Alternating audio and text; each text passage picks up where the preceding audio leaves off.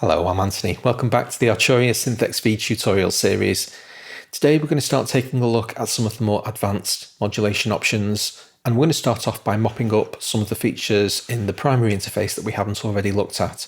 Let's start today by having a look at the glide and portamento section. Portamento describes the process of gliding smoothly from one note to the next. By default, you can't hear it because neither of the oscillators are engaged. So I'm going to turn on oscillator 1, and then we can talk about the two glide options in the synth. The first one is called Portamento, and this is the classical effect of gliding from one note to the next. The problem is it's going to be difficult to hear at the moment because the synth is currently polyphonic. If you have a look in the toolbar down at the bottom of the synthesizer, you can see we're in poly mode, which basically means we have 16 voices to play with. 8 of them have been assigned to layer A. That's going to make Portamento really difficult to hear because each of those voices has their own internal portamento. The easiest way to demonstrate this is for me to play 2 notes. Okay, you heard that glide. Now if I play those 2 notes again, you don't hear any glide at all because those 2 voices are kind of remembered by the synthesizer. If I play 2 new voices, you heard both of those notes glide.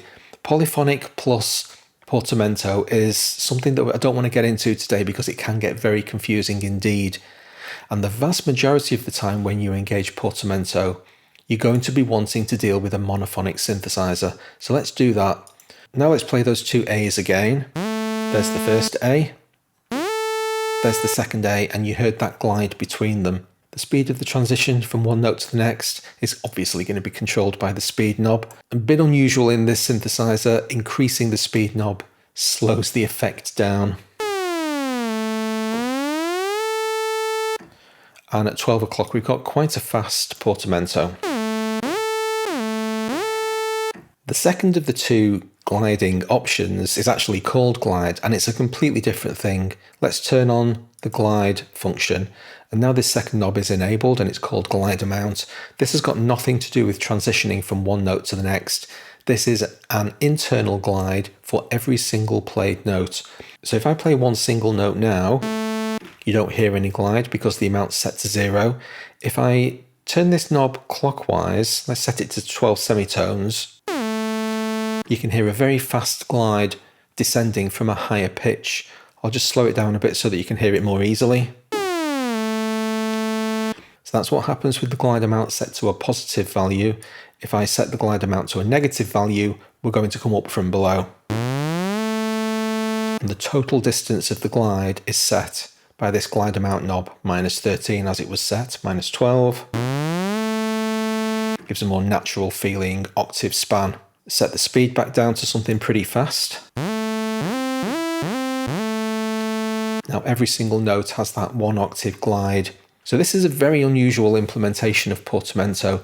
You don't find many synths with their own dedicated per key, effectively portamento. That's what the glide function is. Let's turn that back off again. The second thing that I want to show you in the primary interface is the vintage knob. This effectively ages the synthesizer and makes it behave like something that's basically wearing out because all of the components in the Synthx were analog. They wore out over time and the synth became increasingly unstable. So it's basically a means by which we can implement that instability. The vintage knob is itself a master control for a whole host of individual deformations, and we access them from this kind of semi-hidden panel. Every time I hover over it, it ghosts very slightly, but if you click in it, these are the 8 controls that all sum up to engage the vintage mode. Now I'm not going to go through each of these individually because they're all pretty self-explanatory, but for instance the pitch deformation applies this feature called dispersion. If you have a look at the status bar at the bottom, applies dispersion to the pitch of the oscillators. If I turn that up to maximum, so I'm starting off here at 130.9 Hz, as I increase the vintage knob,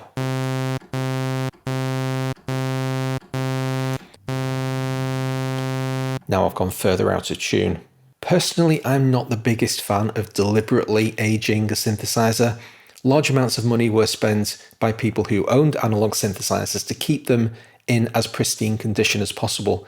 You want a little bit of that authenticity because that's where the analog warmth comes from. but I think dialing in too much of this effect can be harmful. It's just one of those salt to taste things. Have a play with the vintage knob, see where it sits comfortably with you. But in the default mode, you can see we've got a little bit of it dialed in. The third main interface component I want to talk about today is the unison knob. What this effectively does is pause all of the voices in the synthesizer into a single note. So at the moment, because I just reloaded the default template, we're back in polyphonic mode. We have 8 voices to play with in layer A. When I play a single note, you're only hearing one of those voices.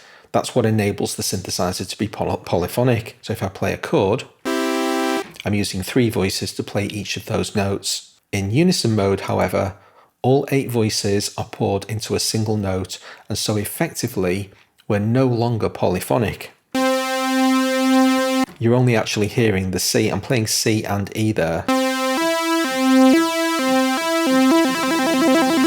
But the synthesizer's actually monophonic. Because all 8 voices are being used to play a single sound, it sounds much richer than it does if only a single voice is used, and the key is in the amount of detune that's applied to each of those voices. Have a look down at the toolbar at the bottom of the interface. You get a different representation when you're in unison mode. The 2 layers have been split up, and we're being informed here that layer A is now being treated differently to layer B. Layer A has a 20% detune across the 8 voices that are being used. Now, when I engage unison mode, I like to have quite small detune amounts, typically less than 10%.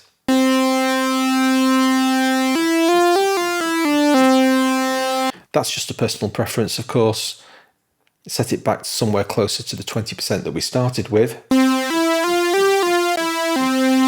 And it's a much more noticeable effect. Unison mode is a great way to really easily make a monophonic sound huge, because you get that beautiful warmth of the oscillators playing against each other. Let's turn that back off again. Now we're going to spend the rest of today's episode talking about one of the features in the lower panel, the advanced screen, and it's this little section involving the orange, green and purple modulation sources. These are all variable and they can be set to one of 4 different modes. We're going to talk about 3 of them today. Currently we're looking at variable modulation source number 1, and it's set to an ADSR envelope, which we talked about previously in this series. However, it can be set to anything. We're going to be talking about ADSR, function and random today. We'll worry about sequencer in the next episode because we're going to talk about the multi-arp as well. So by default, each of the 3 different variable modulation types is mapped to each of these 3 different variable modulation sources, but you can actually set them all to any function that you want. You can, for instance, have 3 ADSR envelopes. So let's have a look at what each of these functions does, and we'll start off with the ADSR envelope. This is what we get out of the box with the default template, and it's very similar in many respects to the amplitude and filter envelopes in the primary interface. It just has a little bit of extra functionality because Arturia, having stepped outside of the Synthx world, are now free to do pretty much anything that they want. So this is Arturia's own implementation of an envelope. What it means is that we get the opportunity to draw slightly more complex shapes. I can pick these little dots up in the middle of each of the sections, and I have more flexibility about the shape of this envelope. Furthermore, I can map this envelope anywhere in the synthesizer that I want. The way that we generate a modulation mapping is that we hover over this little symbol at the top of the window, get this little compass point symbol, my mouse turns into a hand, I'm going to pick up that symbol, left click with my mouse, hold the left mouse button down, and then I'm going to drag it up to a modulation destination. Every modulation destination that exists in the synthesizer is going to pop up this little orange symbol underneath, because orange is for slot number 1. So let's drop it on the oscillator's pitch. I've now mapped the ADSR envelope into oscillator 1's pitch. And every time I hover over it, you see that little orange symbol appear telling you how much modulation has been assigned. If I hover over the symbol itself, you can see the value numerically. ADSR 1 is currently set to 0.25. You see the little quarter circle that's set up around the perimeter of the knob, and I can drag to increase or decrease that amount. So that's the total maximum range that this envelope can possibly affect the pitch by. And this is the shape of the thing that's going to happen to the pitch. So let's play a note and hear it.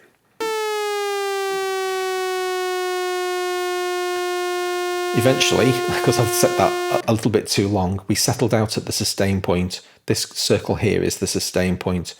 So it's a simple ADSR envelope. Here's our attack, which is currently set to 0. So let's introduce some attack by picking up the decay node and drag that to the right a little bit. As I do so, you can see the attack value increasing. I could increase the attack from the attack knob itself. So this is the beginning of the decay stage that we're looking at here. This is the end of the decay stage. This is the decay stage itself. So let's make the decay slightly shorter. And now we're going to do this to the pitch. There's my sustain point. Now when I let that key go, we didn't hear any release because there's no release on the amplitude envelope.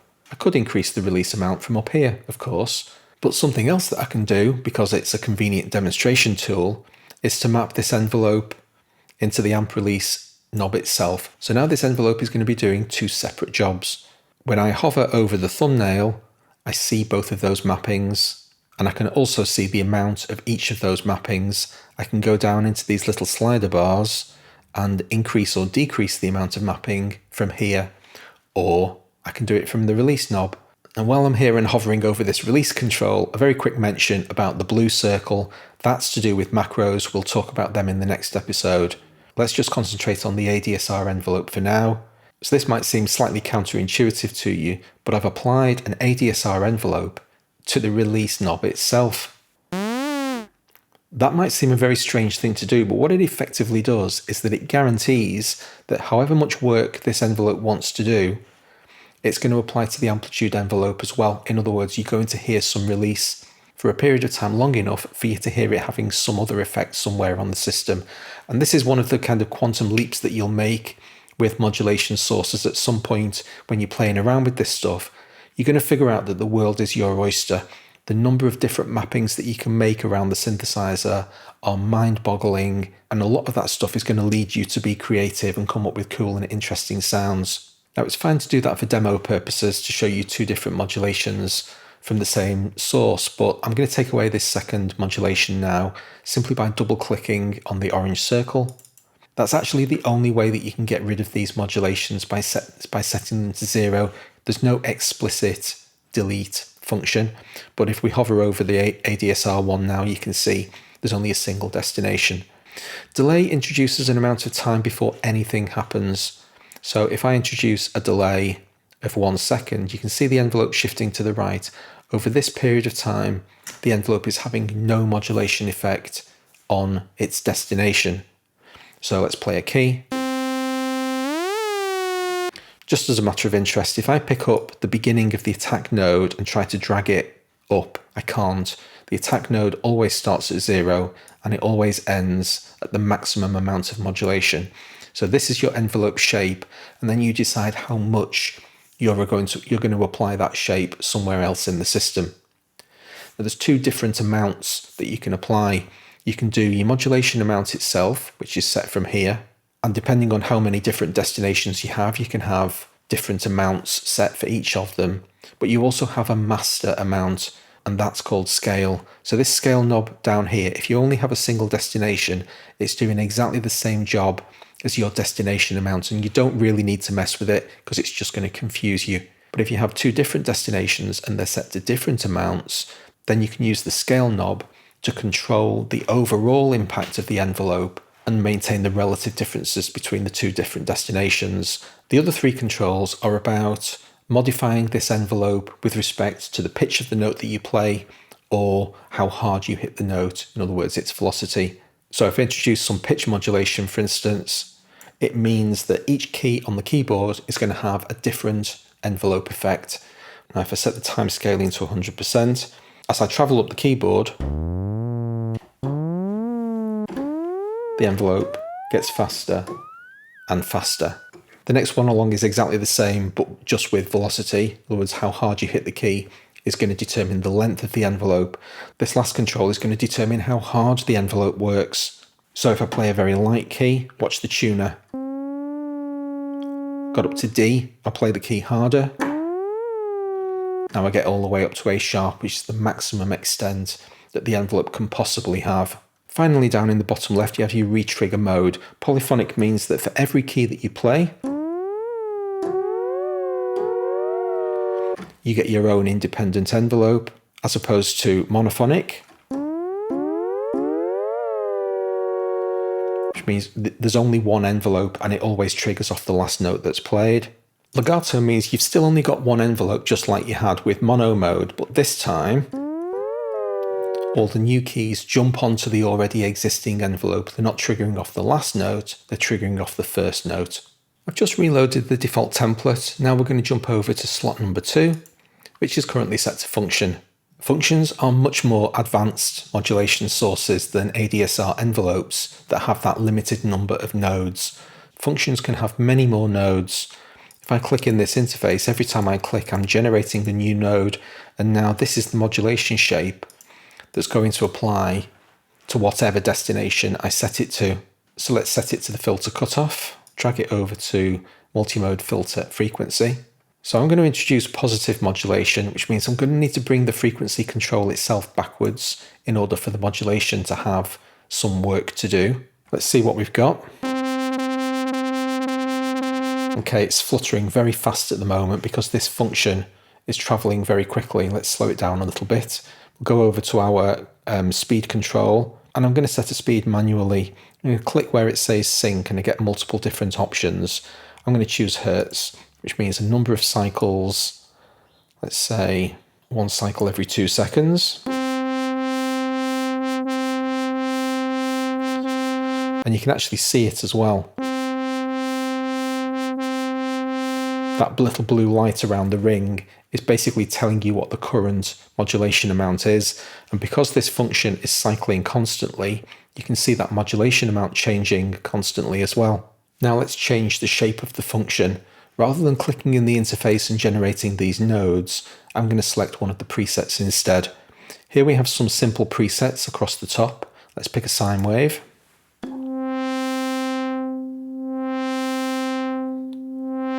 You can see this strobing light reflecting the current position, and when I let the key go, it carries on. So we have this constantly cycling function in the background.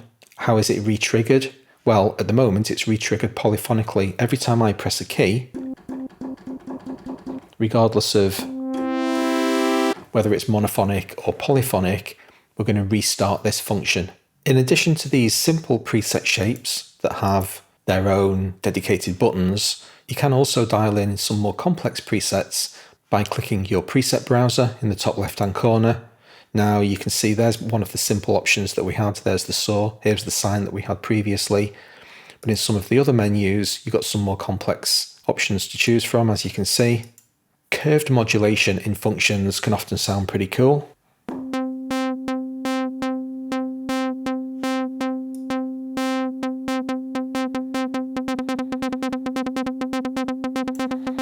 Let's have a play with the range that we're operating over.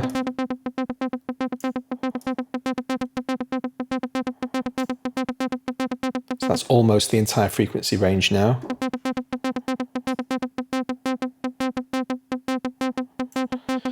Now I'm going to dial out some of that harshness. Each one of these very intense modulation effects is causing a very rapid change of the cutoff frequency.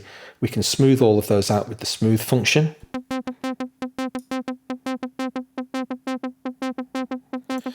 So it's not changed the shape of the function at all, but each of the transitions has basically been smoothed out.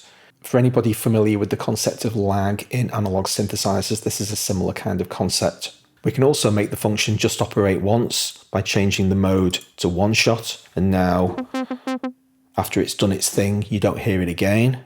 The difference between loop and run is that loop's triggered, so every time I press a key, I'm restarting the function, whereas run is completely free running and it has nothing to do with the keys that I play.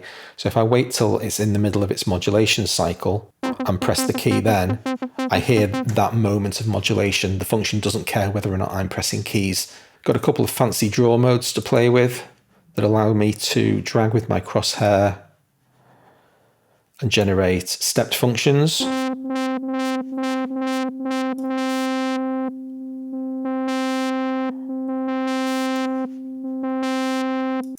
or ramps up and down.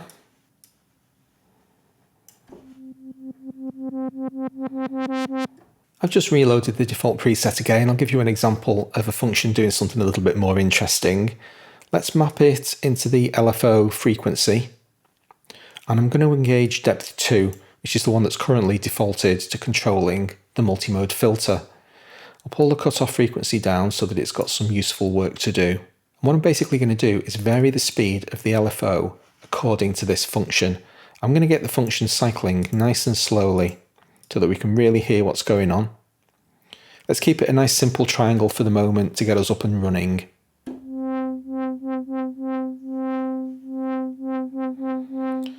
So there you can hear the speed of the LFO changing according to this triangular function. Now let's dial in a more complex shape. Decaying saws is a good one. Now let's figure out a combination of depth and rate that makes this sound interesting.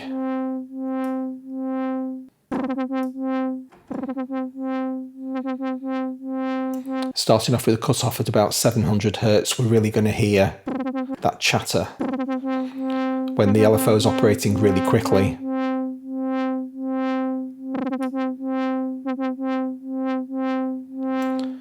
So each one of these decaying slopes is having a different amount of effect on the LFO frequency. Let's have this effect last for a little bit longer, the chatter at the beginning. There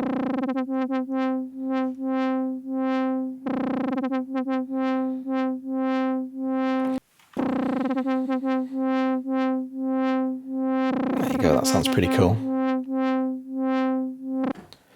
The third modulation type is the random function. Let's throw all of those changes away again. And random's currently set up on slot number 3. This is similar to the implementation of the random feature in the LFO, but obviously this can be routed anywhere. Just for simplicity of demonstration, however, I'll map it into the nice easy oscillator 1 transpose, dial in a modulation amount from my little wheel underneath the control.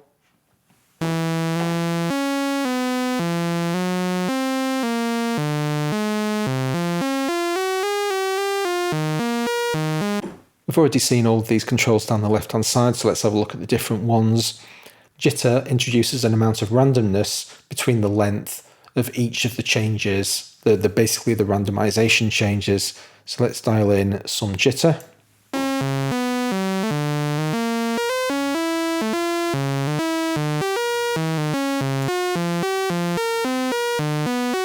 Bipolar sets the center point of this modulation.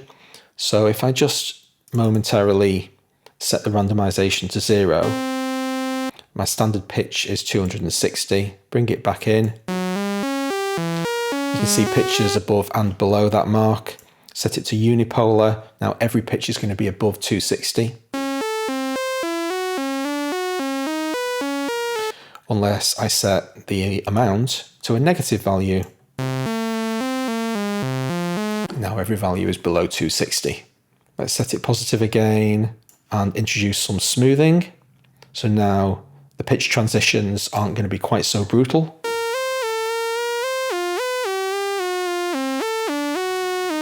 Distance control is a little bit esoteric, but basically it resets like boundaries around which the modulation can run at 100%. It's basically free to operate whatever modulation it's got according to the rest of its parameters.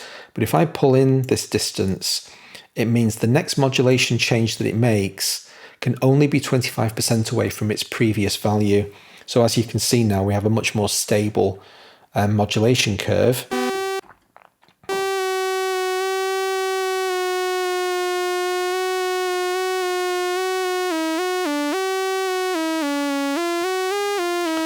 So you get to control to some limited extent the zone of randomness around your last value. So 3 very different modulation algorithms, and the ability to mix and match them to your heart's content in any configuration between these 3 slots is a really nice idea. It means for each preset, you get to pick and choose the most appropriate types of modulation. And that's a pretty good place to stop today. Hope you enjoyed this episode. Please hit like if you did. I'll see you for the next one. Thanks very much.